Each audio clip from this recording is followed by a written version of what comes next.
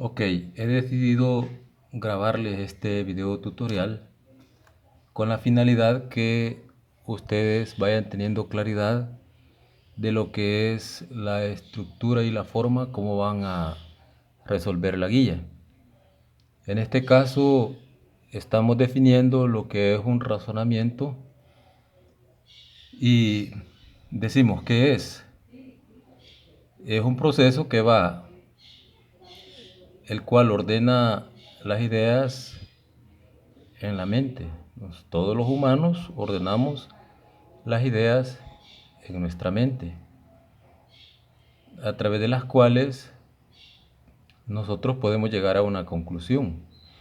Ese es justamente el espíritu de cómo vamos a llegar al proceso de razonamiento. Para que lleguemos al razonamiento es necesario que eh, se valga de conceptos, y estos deben de partir de dos premisas para llegar a una conclusión. Esto es bien importante. Dos premisas para llegar a una conclusión. Para ello existen dos tipos de razonamiento. El primero, que es el inductivo. Tal como lo define aquí, va de lo general, va de lo particular a lo general. Es decir que, en otras palabras, recordémonos cuando íbamos al primer grado. ¿Qué nos enseñaron primeramente? Nos enseñaron las vocales. Luego de las vocales nos fueron enseñando las otras sílabas que conforman el alfabeto de la lengua española. En el caso, si nosotros decimos va de lo particular, de la letra A, E, I, O, U, hasta llegar a aprenderse todas las letras del alfabeto. Después, ¿qué nos enseñaron? Nos enseñaron que una vocal y una sílaba del silabario, valga la redundancia, conforman una sílaba. LA es una sílaba, ¿ya? Esa es una sílaba. Entonces, de las vocales nos van induciendo a lo que son con las consonantes formamos una sílaba. Y luego que las sílabas van formando palabras, y que las palabras luego forman oraciones, y que las oraciones luego forman párrafos, y que los párrafos pueden llegar a formar libros, etcétera, etcétera, etcétera. Luego les explico lo que es el razonamiento deductivo. El deductivo va de lo general a lo particular. Es decir que vamos de lo abstracto a lo concreto. ¿Ya? De lo abstracto, digo, a lo concreto, repitiendo. Es decir, que vamos desde cuestiones más generales, muy generales, hasta lo más fácil, por decir así. En ese sentido, ¿en dónde se aplica este método? Se aplica precisamente en la matemática, pero también lo utilizamos en el razonamiento lógico. Luego parte que el razonamiento debe partir de premisas verdaderas para llegar a una conclusión que sea verdadera. Y nosotros nos preguntaríamos, ¿existen gimnasios cerebrales?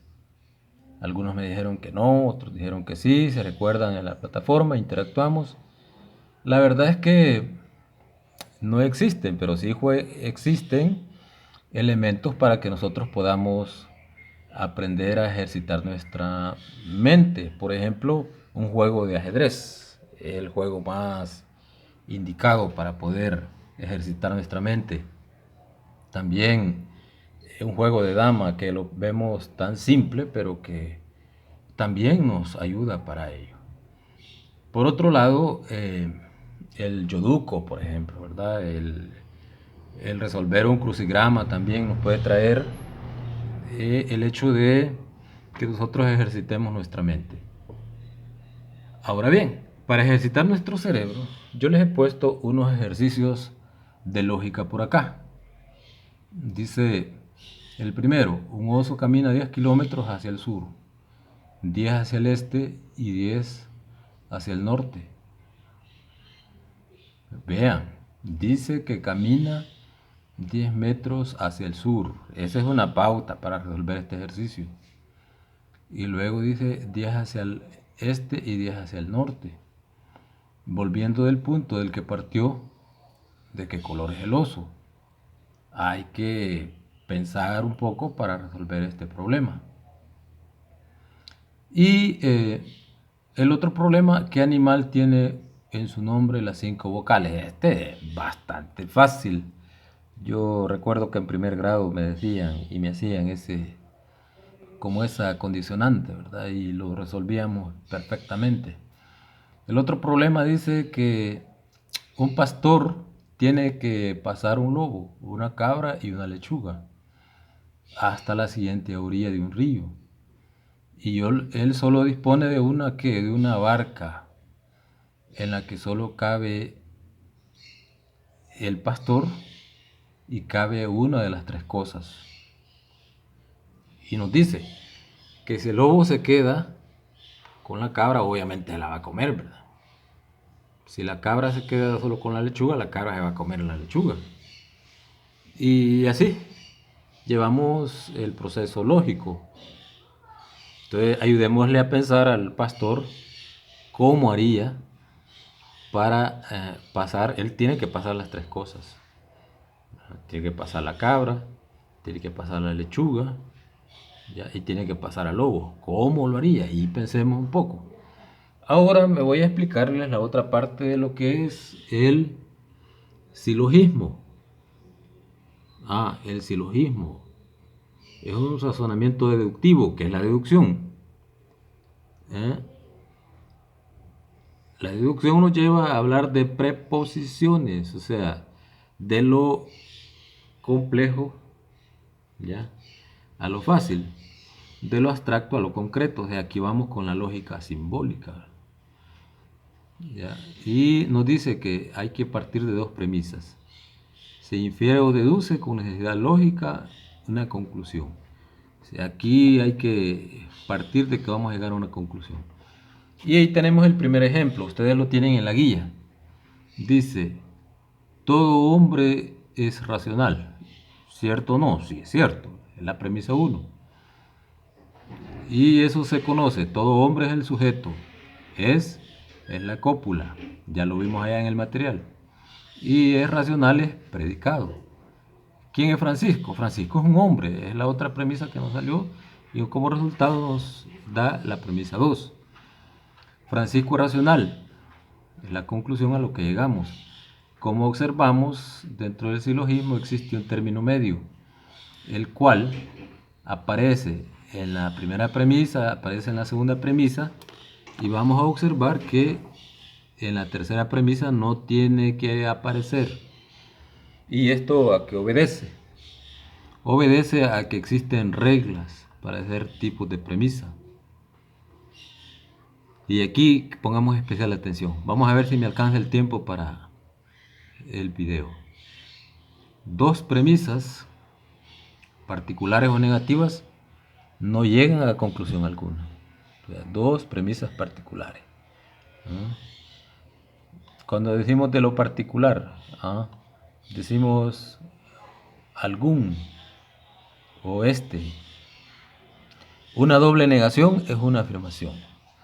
Yo lo niego 2 veces, afirmo las cosas. Y eso lo aplicamos en la vida cotidiana. El término medio no debe aparecer en la conclusión. Y lo veíamos acá, precisamente allí. Francisco es racional, ya no aparece el término medio. O sea, hombre no debe aparecer. Tomémoslo en cuenta para los ejercicios. Luego dice, todo predicado tiene una cantidad. Si la premisa es afirmativa, el predicado será particular. Ojo con eso. Si la premisa, por tanto, es negativa, el predicado será universal. Veamos los ejercicios. Todo exceso es vicio. Todo vicio es malo. ¿Cómo sería el ejercicio ahí? todo filósofo es hombre de bien. Todo hombre de bien es razonable. Como vemos ya, filósofo u hombre, veamos el término medio ahí. Hombre, hombre, tenemos ahí. Y en la otra es vicio y vicio, término medio. Ese no debe aparecer acá, observemos. Y así vamos a ir viendo las otras. Vayámonos a la lógica simbólica antes que me termine el tiempo del video. La lógica símbola no consiste más que en conectivos lógicos que van a simbolizarse las premisas con la letra P la primera y la otra premisa con la letra Q. Y vemos el primero ahí. Dice la primera conjunción, que se representa con ese símbolo. ¿Para qué se utiliza la conjunción? Para unir dos premisas. Y nos pone el ejemplo. Un hombre es creador de arte y destructor de cultura. Es cierto. Aquí está, ¿ve? Es creador de arte y destructor de cultura. Nos presentan dos parámetros de la unidad de lucha de contrarios, si se recuerdan. Ahora bien, sí, porque en Medio Oriente, como nos dimos cuenta en la anterior guerra, entre los chiitas, allí destruyeron grandes templos y se cumple. Disyunción, vamos a ir un poco rápido. Se representa con la letra B. ¿Para qué se utiliza? Se utiliza para una posible elección, ejemplo. Los hombres son honestos o lo son ambiciosos, a los dos extremos. O son honestos o lo son ambiciosos. Es disyunción. La disyunción es como decir, a veces decimos, me encuentro en una disyuntiva, o sea, entre esto y lo otro. Condición se representa con